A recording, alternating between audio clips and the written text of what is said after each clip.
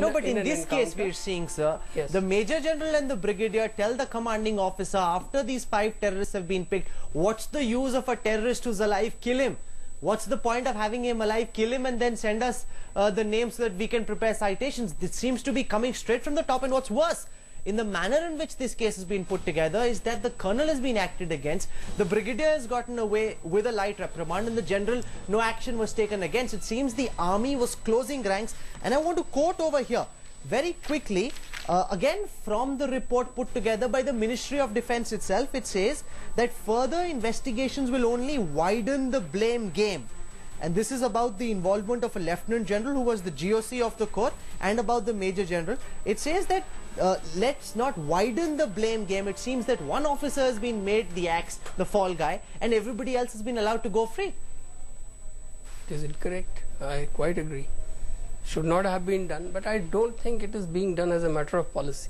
And I think after this ketchup killing or whatever, ketchup colonel incident, I do not think any other incident of this nature has come about, whether in the northeast or in J&K.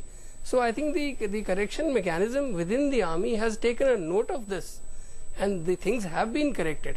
That is the great thing about the Indian army.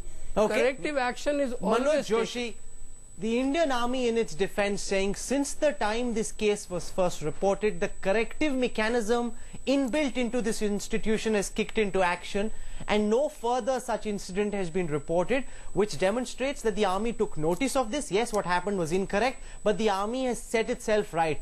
Do you buy that?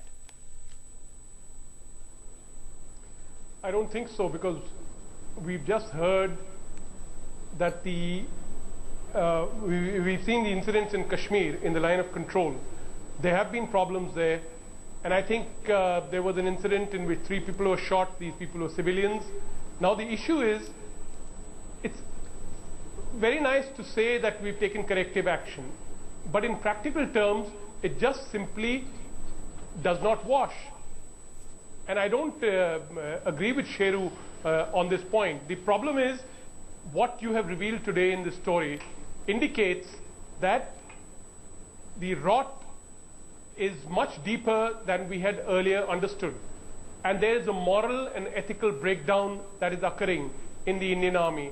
And I think there's no point denying it. The point is to confront it and try to set it right. The army is an organization which used to be very frank about these things, set things right, confront issues, set things right. Now it seems that the army is more interested in just simply papering over these kind of very serious moral and ethical issues. You're saying there's a breakdown of sorts occurring within the Indian army. Diljit Singh, we're seeing General Thaplayal say this is a one-off case, the army has corrected itself. Can you tell our viewers tonight what was the sort of pressure that was made to bear on Colonel Kohli to orchestrate these killings, and was it a one-off or was it part of a pattern, which is what the Ministry of Defence report refers to? See, as far as Colonel Kohli is concerned, there is one important aspect which has not been considered by anybody, that the unit had actually carried out an operation in which 5 people were apprehended with arms and ammunition. So if he had to just do it for personal glorification, was it not possible for him to send citations based on a real operation which had taken place? It is only after the operation had taken place and the higher-ups came to know that 5 detainees were there that the brigade commander came on to the unit location, and he ordered elimination of these terrorists to show them as kills. Now Colonel Kohli refuses that, and he hands over these terrorists to the police. Why did he do that? So that there was no further pressure to kill them in cold blood. So as far as Colonel Kohli is concerned, there is no personal motive for glory or whatever. The unit was leaving the location next day, and it seems that the brigade commander and the other higher-ups, they had already reported that as a consequence of this operation, there were 5 kills and not apprehendees. So having committed that, thereafter they pressurized him that, all right, you don't want to do that, you handed them over to the police, that's all right. But at least show a fictitious encounter on paper, so that, you know, the other, their stand can be vindicated.